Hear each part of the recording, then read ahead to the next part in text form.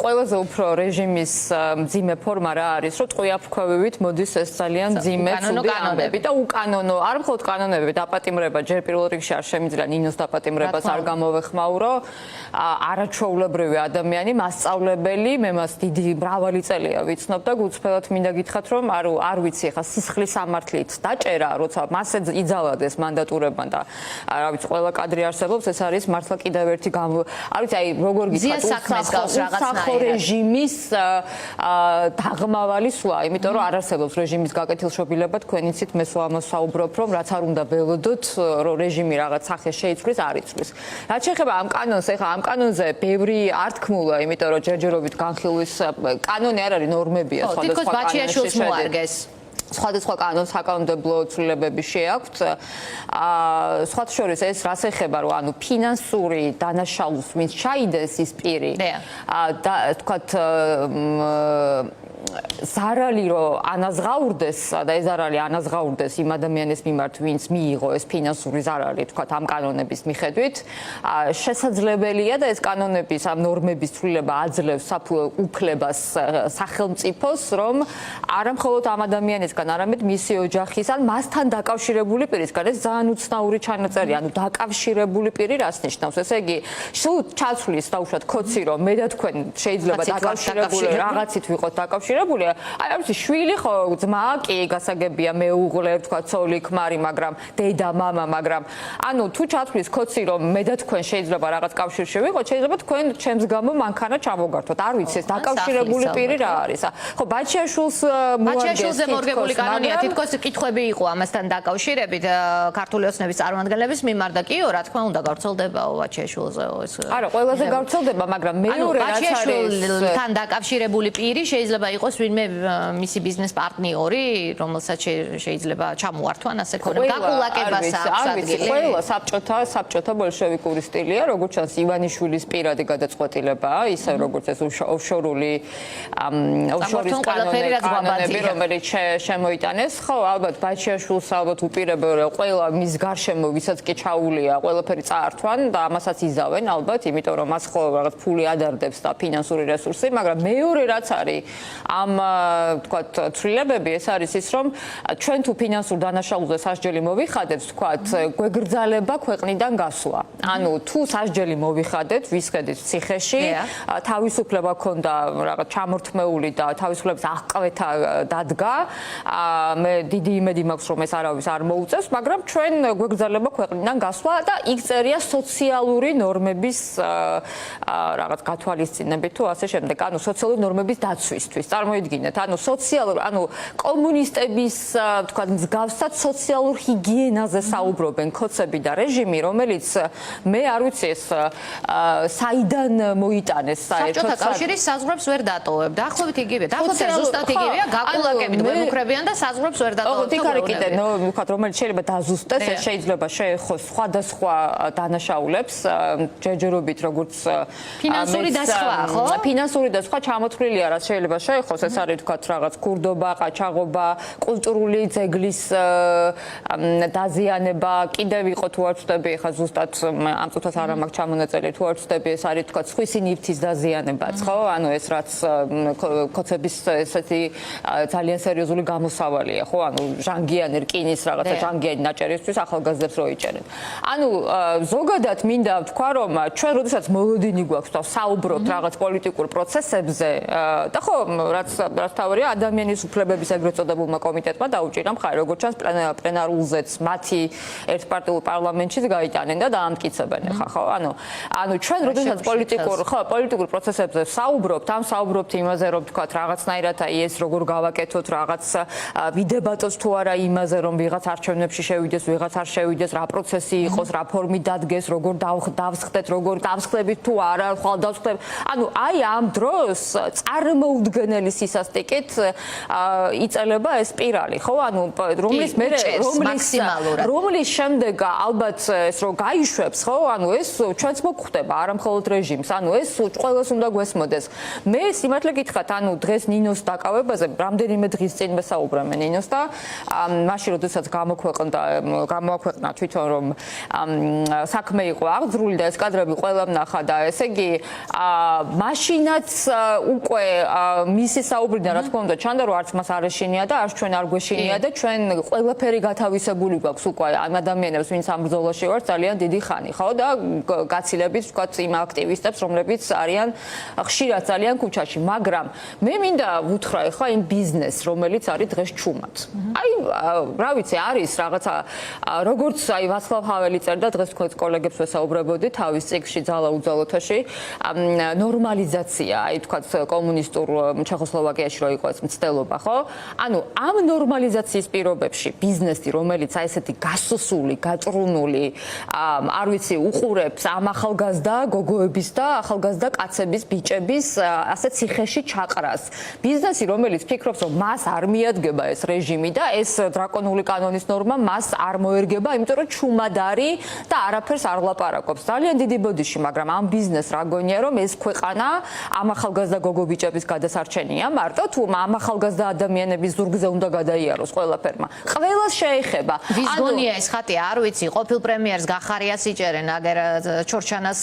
საგუშაგო საქმეზე და ბაჩიაშვილი უკვე ციხეშია მისი პირადი პერსონალური მრჩეველი საზიზღრეს ის ადამიანები აი მე ესეც მინდა ვთქვა გახარიაზე თქვა ჩორჩანას ეპიზოდი ძალიან მნიშვნელოვანი ეპიზოდი ალბათ ერთადერთი ეპიზოდი სადაც მე დავეთანხმებოდი გახარიას ხო როგორც თქვა სახელმწიფო ინტერესებიდან გამომდინარე ამ დროს რა ხდება ეხლა ჩვენ ეს გამოვლილი გვაქვს 2008 წლის გადაწერას ცდილობენ ქოცები უკვე 12 წელია და სოფო ჩვენ გვახსოვს ეს ყველაფერი კარგად და ჩემი ძალიან ბევრი მეგობარი ციხეშიც იჯდა ხო თქვა ზუსტად ამ რეჟიმის ამ პროპაგანდისტული ძალიან სერიოზული შავი ლაქების გამო მაგრამ სხვა რამეს ვამბობ ანუ როგორ გაასაზღვრა ყოფილი ქოცების და დღევანდელი ქოცების რეჟიმმა წარმოიდგინეთ გომელაური რომელიც მიიყვანა პროკურატურაში მინისტრი ერთ დროს კაცი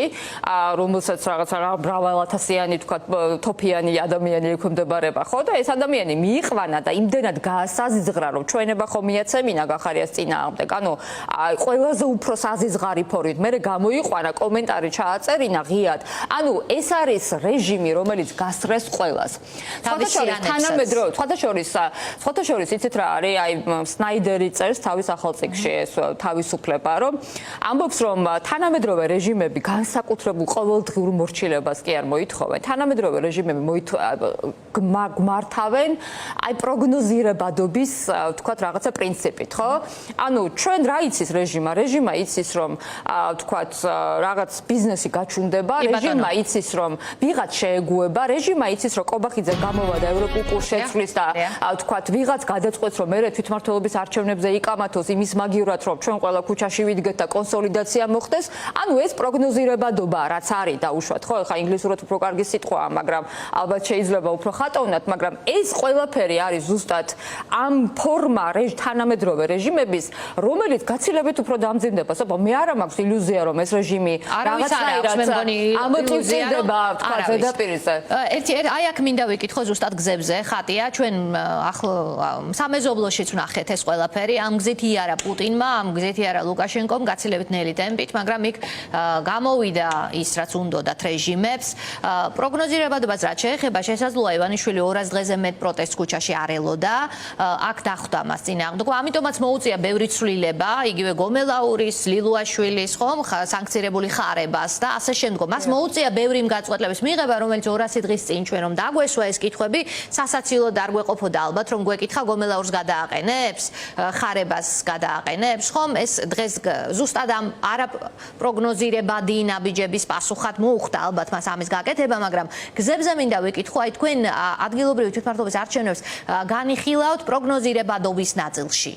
ამიტომ კითხვას დავსვამ უბრალოდ რა არის ალტერნატივა ამის რომ ჩვენ აი ამ თავდაღმართში ავტორიტარიზმისკენ გაქანებულ ხელისუფლებას რაღაცნაირად დამუხრუჭების ვალდებულება გაუჩინო რა არის ცოტა მექანიზმია ხომ აქეთ მხარეს ძალაუფლება არის მათ მხარეს რა არის ალტერნატივა იმის რომ არ შეხვიდე წინასწარ წაგებულ ბრძოლას ბრძოლაში, არჩევნებში, რა უნდა გააკეთო? ხო, ეხლა პროგნოზირებადობას მე არჩევნებს არ განვიხილავ, არ უწოდებ. მე განვიხილავ ამ პროგნოზირებადობის ნაწილს უფრო ჩვენ ფრაგმენტაციაში. მესმის რას გულისხმობთ? ერთიანობის არ ქონას და ამაზე რაღაც პარკითხა ივანიშვილმა ძალიან კარგად იცის, რომ თქვა,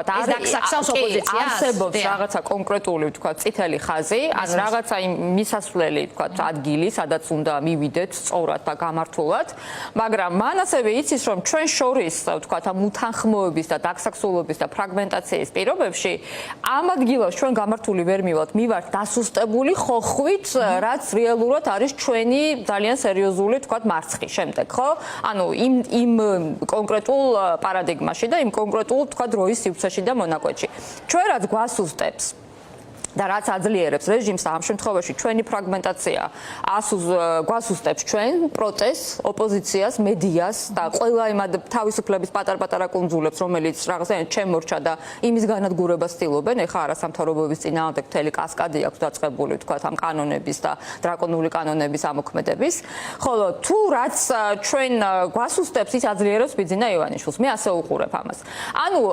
გასაგები რა იყო? გასაგები იყო, რომ თვითმმართველობის არჩევნები, რომელზეც ყველა საუბრობდა ერთხმაში, რომ ეს ანუ თვითმმართველობა იქნება თუ დაუშვათ რაღაცა რეგიონალური არჩევნები არ აქვს მნიშვნელობა ამას, რომ ყველა საუბრობდით იმაზე, რომ ეს არჩევნები ამ სტატუს-კვოს პირობებში, ამ არჩევნებზე, თქვათ, შესვლა და მონაწილეობის მიღება, ეს იქნება უბრალოდ რეჟიმისთვის, თქვათ, დამატებითი ლეგიტიმაციის მიცემა, ხო? ეხლა არგუმენტები ქონდა ბადრი ჯაფარიძეს, მან თქვა, რომ პირიქით უყურებს ამ პროცესს. ასეთ ვითარებაში, როცა ისინი თავის აზრზე არიან, თქვენს აზრზე და ეს ერთიანობა არ არის ამ პროცესში, ეს ასუსტებს ამ ყველაფერს. რა არის გამოსავალი და ალტერნატივა? მე ვფიქრობ, აი ერთს ძალიან მარტივ მაგალითს მოვიყვან კიდე, იმიტომ რომ ზოგადად ისტორიული მაგალითები მრავლად არის და უნდა ვისწავლოთ ჩვენ ამ ისტორიულ მაგალითებზე. 2012 წელს რეგიონალური არჩევნები, როდესაც იყო რუსეთში, აქ მონაწილეობას იღებდა ნავალნი, ბიკოვი, შტეცი, რა ვიცი, მთელი რიგი ძალიან ბევრი, თქვათ, პროგრესულად მოაზროვნე ოპოზიციური წარმომადგენლები და თქვა, რომ ჩაყვეთ იმ სიას, ეხლა უბრალოდ დამავიწყა, რომ გამეხსნა მართლა მაქვს სპეციალურად მახსოვს ეს მაგალითი, კი. ყველა არის, ანუ ნავალნი მკვდარია, გასაგებია, მაგრამ დანარჩენები ყველა არიან ემიგრაციაში. მაშინაც იყო ეს დებატები, თქვა, შეყვნენ თუ არა პუტინს ამ არჩევნებში, იყო ეს დაუშვათ ელექტრონულად ეს ჭკვიანი ხმის მიცემა და ასე შემდეგ, მაგრამ თავარი რა არის, რომ მაშინაც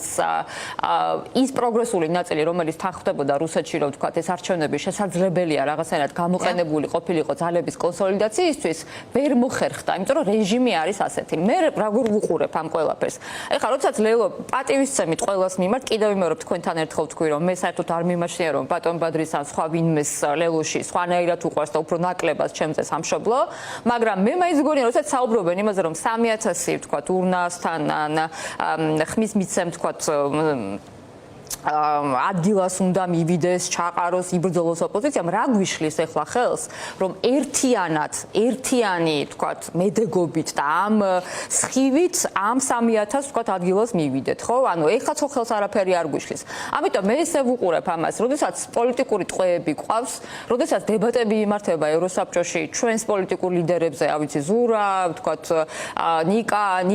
ოქრუაშვილია, კიდე რა ვიცი, ხა ვინმე ხა გუში გიორგის ვეუბნებოდი ვაშა მე არ მქონდა მოლოდინი რომ დღეს გადაიდებოდა მე მქონდა მოლოდინი რომ დაიჭერდნენ უბრალოდ ხო რამდენიმე დღით გადაიწია ამ პროცესმა კი ბატონო გართულია ეს მეგობარს უთხრა მაგრამ ყოველ შემთხვევაში მე ესე ვთვლი ხო ამ შემთხვევაში აქეთ მხარეს ერთიანი პოზიცია და ერთიანობის ფორმულა ძალიან სერიოზულად მიმაჩნია მე პირადად ეს ხო ახალი მე ახალ მაგრამ ფაქტია რომ ვერ აღწევთ ამას ხო ამიტომ ვიკითხე რა არის ამიტომ აქ პირველი რაც არის მე ვფიქრობ რომ ადამიანს რო ელაპარაკები და რო გინდა დალაპარაკება ამ ადამიანთან არავითარი თქვათ უკანდასახები ხიდები არ უნდა დაიწვას ხო ამიტომ ჩვენ უნდა ვიყოთ ყველა ძალიან ფრთხილად ეხლა ამ განსაკუთრებით მძიმე პერიოდში როდესაც ვიღაცას იჭერენ ჩვენ აქეთ ჩხუბობთ რაღაცა გასარკვევი გვაქვს ერთმანეთთან არავითარ შემთხვევაში პირიქით ყველა უნდა ვეცადოთ რომ საერთო ფორმატი არ აქვს რა ვიცი მაგიდას და ადგილს ხო არ აქვს მნიშვნელობა საერთო ფორმატი და დიალოგი არსებობდეს და იმსჯელოთ იმაზე სხვა საზოგადოების წევრებთან ერთად თუ რა შეიძლება მოხდეს და რატომ გვაქვს ძლიერი პოზიცია აქეთ და თქვათ არა იქით სიტყვაზე ანუ დიალოგი და მსჯელობ და მეორე აუცილებელია და ძალიან მნიშვნელოვანია თქვათ ყველა ის ადამიანი რომელიც დღეს ჩუმად არის ბიზნესმენი და კიდე დაუბრუნდე მათაც მათთან კონკრეტულად ეს პასუხები მოვითხოვოთ, სოფო არ შეიძლება სხვანაირად უბრალოდ ეხლა თქვა 10,000-ობით დაჯარიმებულზე ხო აღარ საუბრობ იმაზე, რომ ამ შემთხვევაში პრაქტიკულად სიჩუმე და კომფორტულობა ეს გვიჯდება ჩვენ და ქვეყანას ძალიან ძვირად. კი ბატონო და დღეს 6 წელი გავიდა მეც ამის მერე მაქვს კიდევ შესავალი ამ თემასთან დაკავშირებით 20 ივნისიდან გავრილოვის ღამიდან მაშინ რაღაცნაირად სპონტანურად შეიკრიბა ეს აქცია პირველად აღშფოთდა ადამიანები იმიტომ რომ პირველად დაინახეს ასე ღია ნიშანი გარუსების გზაზე შემდგარი ივანიშვილის რეჟიმის მაშინ ირეაგირა ამაზე სხვათა შორის გადადგომით კობახიძის გახსოვთ ივანიშვილმა მე დაპირებით რომელიც ხო და ამას ყვები ზუსტად ეს კაცი ახლა პრემიერ-მინისტრია და არჩევნების მერე გამოგვიცხადა რომ მეო ვაჩერებო ყოველნაირ ესე იგი სვლას ევროკავშირისკინო კაცმა რომელიც გადააყენეს აქციებით რუსი გავრილოვის საქართველოს პარლამენტის თავმჯდომარის გამში ჩასმის გამო აი ასე გავიდა ეს 6 წელი და დღეს 20 ივნისის საქმეზე კითხვებს და პრეტენზიებს მთლიანად გახარიას უყენებს ეს ხელისუფლება ეგრეთ წოდებული ხელისუფლება ყოფილ პრემიერს ხომ რაღაცნაირად ეს 6 წლიანი ციკლი რომ შევაჯამოთ შეცდომები რომელიც ოპოზიციამაც დაუშვა ამ გზაზე ივანიშვილი რომელიც გამყარდა საკუთარ არჩევანში აი ეს როგორ შეიძლება შეიცვალოს არა მარტო ქვეყნის შიგნით პროტესტის გაგრძელებით, არამედ საერთაშორისო ასპარეზზე იმ ფაზლის დაალაგებით, რომელსაც ჩვენ ახლა თვალყურს ვადევნებთ, რომ ავტორიტარული რეჟიმები სუსტდებიან. მე ვერ ვიტყვი რომ ივანიშვილი გაძლიერდა. ანუ საკუთარ არჩევანში ეს გულისხმობს, ანუ მან ღიად თქვა, ბოდიში მოუხადოთ რუსეთს, მისმა პრემიერმა ღიად თქვა, რომ ჩვენ ვაჩერებთ ევროინტეგრაციას, კურსის გამოხდიან ამ კონტექსტში, ხო? ანუ 20 ივნისი ჩემთვისაც ძალიან ესეთი მნიშვნელოვანი თარიღია, იმიტომ რომ ეს იყო პირველი სიმბოლური გამოხატულება რუსების მხრიდან ქართული ოცნების კონკრეტულად მართლა ღია კოლაბორაციონიზმის კონტექსტში, იმიტომ რომ ჩვენ აქამდე ხა მე და ძალიან ბევრი ადამიანი თქვენს ამბობდით რომ თქვათ 2012 წელს ეს იყო ძალიან საშიში ცვლილება რომელმაც შეიძლებოდა საქართველოს უსაფრთხოებისთვის რომელსაც მიეყენებინა უდიდესი ზიანი ხო მაგრამ ეს იყო პირველი გამოხატულება და სხვა შორის სიმბოლური ხო ანუ სიმბოლო რა იყო რომ მე ხაც არ მავიწყდება ის წარმოუდგენელი ბრაზი რომელიც დამეუფლა როდესაც სახლში შევხედე დილას და გავრილოვიჩ და საქართველოს პარლამენტის სპიკერის კამში ამ დროს მოხდა რა რომ ქართველი ხალხის ცნობიერება გადაიქცა ერთმთლიან ცნობიერებად, რასაც მე ველოდები შემდეგში. ეს აუცილებლად უნდა ამას ხაზი გაუსვათ. ერთი მთლიანი ეს თქვათ რაღაცა კოდი, იდენტიფიკაციის კოდი ჩამოყალიბდა უცებ და ყველამ ერთად თქვით ჩვენ რომ ამ ქვეყანაში რუსი ვეღარ დაბრუნდება, იმიტომ რომ ეს მტკივნეული გზა ჩვენ გამოვლილი გვაქვს ომი, მაგრამ სიმბოლურად ესეთი პირველი ესეთი ხისტი ნაბიჯი ქართული ოცნების მხრიდან ახლა მანამდე იყო ძალიან ბევრი მაგრამ გავრილოვის ჩამოყვანა და ქართველებისთვის თავზე დასმა ეს ამ დასმამ ეს კოდი გააქტიურა ეხლა ამის შემდეგ როდესაც საუბრობთ შეცდომებზე ოპოზიციის და ასე შემდეგ რა არჩევანი გაქვს სხვა თუ არა ვთქვათ იბრძოლო ყოველდღიურად და მოსინჯო ყველაფერი ხო ეხლა მე ძალიან კარგად ვიცი ჩვენი ოპოზიციის და ყველა ვთქვათ ჩემი საკუთარის და ძალიან ბევრი ადამიანის შეცდომა შეიძლება საქართველოს პოლიტიკაში მაგრამ ყოველ შემთხვევაში 12 წლის განმავლობაში მანამდეც და ვთქვათ შემდეგაც ძალიან ბევრი ადამიანს მცდელობა და ბრძოლა სოფო არ დაუკლია ბიძინა ივანიშვილის რეჟიმის წინააღმდეგ. ამიტომ მე ვფიქრობ რომ იქ იყო შეიძლება ვისაუბროთ ვთქვათ რაღაც 20-21-ზე თუმცა 20-21-იც მაჩვენებელია იმის რომ როგორ რეგრესით მიდის უფრო რეჟიმი 20-21 წელს მოიგეშენ დიდი ქალაქები პირველ ტურში მეორე ტურში ყველა ხმა გაგიყალბა და ზუსტად ვიცოდი მე როგორ გამიყალბა მაგრამ ვერაფერს ვერ შვები იმიტომ რომ სასამართლო არის უზურპატორის ხელში და შემდეგ უფრო მძიმდება რეჟიმი ხო ანუ პრეზიდენტ სააკაშვილი ციხეშია 4 წელი და მძიმე პირობებში იყო რეჟიმი ამატებს პატიმრებს გამოუშვებს ერთს დაიჭერს მესამეს და ეს არის მუდმივი პერმანენტული რეჟიმის დამოკიდებულება საკუთარი ხალხის მიმართ და ბოლოს კურსის ცვლილება ამიტომ მე რაც მექნებოდა ახალგაზრდების მიმართ სათქმელი და ასევე ყველა ბიზნესი არ აქვს მნიშვნელობა გავრილოვმა აჩვენა ერთი რამ რომ ჩვენ შეგვიძლია ამ კოდის გააქტიურება თუ ვინმე ფიქრობს, რომ 6 წლის განმავლობაში ამ კოდის ეს კოდი რაღაცნაირად ჩაქრა და ადამიანი შეეგუა ქართული ოცნების ამ პრორუსულ თქვა პოლიტიკას, ხო რაღაცა შემგუებლობა გაუჩნდა იმ ძალადობაზე, რაც ხდება კობახიძის გამონათქვამზე, განცხადებაზე, დაჯარიმებაზე, ჟურნალისტების ცემაზე. მე ვფიქრობ, რომ ესე არ არის, იმიტომ რომ ოცნება ხო გონია რომ ძალიან მონოლითურია, მაგრამ ესე სუსტი ხო არ ყოფილა, იმიტომ რომ რეჟიმი თავისთავად როდესაც აღიქმება უკვე რეჟიმად, უკან დასახევი გზა ძალიან ბევრ ადამიანს ეზღუდება. ეხლა მთავარია ჩვენ გავიგოთ ეს კოდი კიდევ ჩვენში არსებობს და მე დარწმუნებული ვარ არსებობს, თუ თქვათ რაღაცნაირად ყველა ამ შემგუებლობის გზით უნდა წავიდეთ, რაც არ მოხდეთ, რომ სანამ ერთი ადამიანი მაინც დადის, თქვათ პროტესტზე, ჩვენ ვლაპარაკობთ, თქვენ ვლაპარაკობთ, მანამდე წარმოუდგენელია ამ რეჟიმის მიმართ რაიმე სახის თქვათ რაღაცა კომფორტულ პოზიციაში ჩვენი ყოფნა. ნინო დათაშვილი ახსენეთ ჩვენ ასე დავიწყეთ გადაცემა და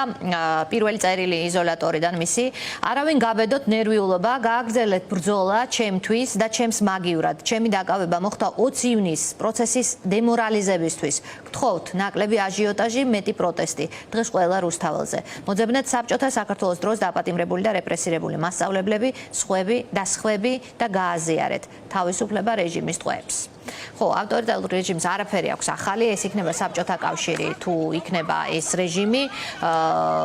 ყველას მეთოდი ერთ და იგივე, რამენაირად შეზღუდოს კრიტიკული აზრი, ხალხი შეიყვანოს ქუჩაში, შეაშინოს, ამოუკეროს პირი და ასე შემდგომ და ჩვენ დასასრულს უახლოვდება ჩვენი ეთერი, ანუ სხვა სტუმართან გადავდივართ და თქვენთან მინდა ვიკითხო ხატია,